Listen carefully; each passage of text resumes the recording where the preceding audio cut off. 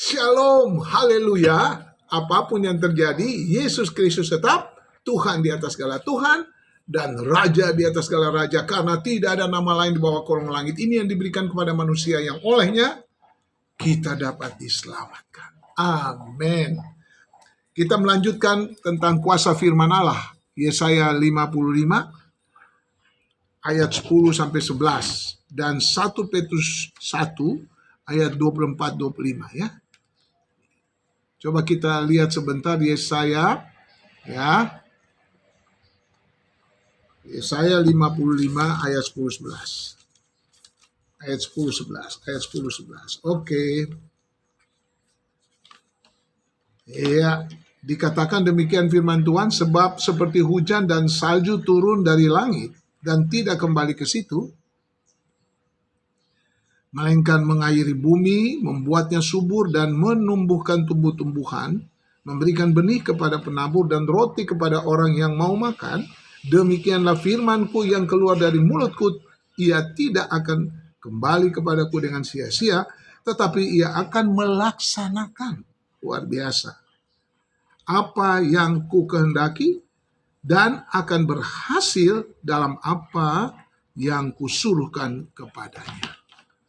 Kemudian diteguhkan dengan 1 Petrus 1 ayat 24-25. Nah, firman Allah ini tetap teguh di sorga ya. Namun, firman itu tidak statis, tidak diam. Firman Allah itu dinamis, dia bergerak, penuh kuasa. Bandingkan dengan Ibrani 4 ayat 12. Luar biasa. Makanya yang pertama, firman Allah adalah firman kreatif. Menurut kisah penciptaan, segala sesuatu dari yang tidak ada menjadi ada ketika Allah berfirman. Jadilah, maka jadi. Gitu. Kejadian 1 ayat 3 sampai 4, Kejadian 1 ayat 6 sampai 7 dan ayat yang ke-9. Proses ini dirangkum oleh pemazmur dan penulis Ibrani dalam Mazmur 33 ayat 6 dan Ibrani 11 ayat 3. Yang kedua, firman Allah juga berkuasa. Tadi firman Allah itu kreatif. Yang kedua, firman Allah berkuasa untuk menopang segala ciptaannya. Ibrani 1 ayat 3, Mazmur 147 ayat 15 sampai 18.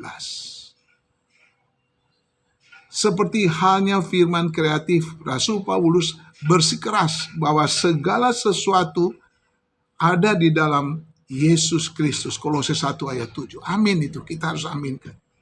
Yang ketiga, firman Allah itu yang pertama adalah dia kreatif, yang kedua dia berkuasa, yang ketiga firman Allah itu memang berkuasa untuk memberi hidup baru atau keselamatan. Manusia hidup dalam dosa, sudah jatuh dalam dosa, tidak ada jalan lain. Yesus yang tidak berdosa menjadikan dirinya seperti manusia yang berdosa itu, tapi dia tidak berdosa, dia menyelamatkan manusia. Yesus juru selamat bagi semua orang. Karena firman Allah itu berkuasa. Karena itulah firman Yesus sendiri, firman itu, Yesus sendiri disebut apa? Firman yang hidup. 1 Yohanes 1 ayat 1 sampai 2. Itu dia. 1 Yohanes, bukan Yohanes. 1 Yohanes 1 ayat 1 sampai 2. Yesus itu firman yang hidup. Jadi dia hidup, dia tidak statis. Dia betul-betul bergerak sampai sekarang. Sampai nanti dunia ini selesai dan Yesus datang bukan lagi sebagai juru selamat. Ingat itu. Yesus akan datang sebagai hakim yang adil. Firman-Mu Tuhan pelita bagi kakiku. Firman-Mu Tuhan terang bagi jalanku.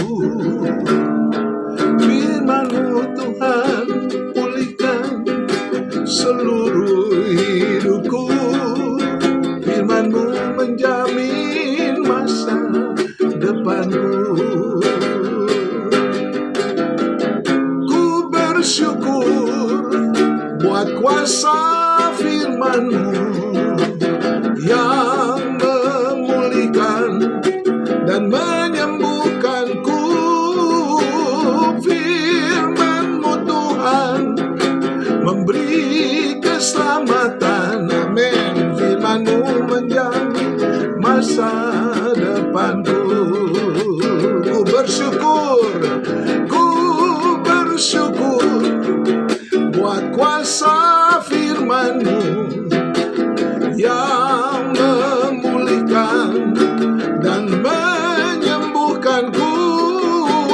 Firman-Mu Tuhan memberi keselamatan, firman-Mu menjamin masa depanku. Firman-Mu menjamin masa depanku. Amin Tuhan. Terima kasih. Ada kata memulihkan. Memulihkan itu sesuatu yang tadinya di sini, terus dia hilang. Dia jatuh atau dia kemana. Kita sebenarnya manusia diciptakan tidak berdosa. Mengapa hilang? Karena dosa. Dan Tuhan memulihkan kembali. Membawa yang hilang itu kembali kepada tempatnya. Kita bersyukur Tuhan menyucikan kita dengan darah-Nya. Darah anak domba Allah yang datang untuk mengangkut dosa isi dunia. Amin.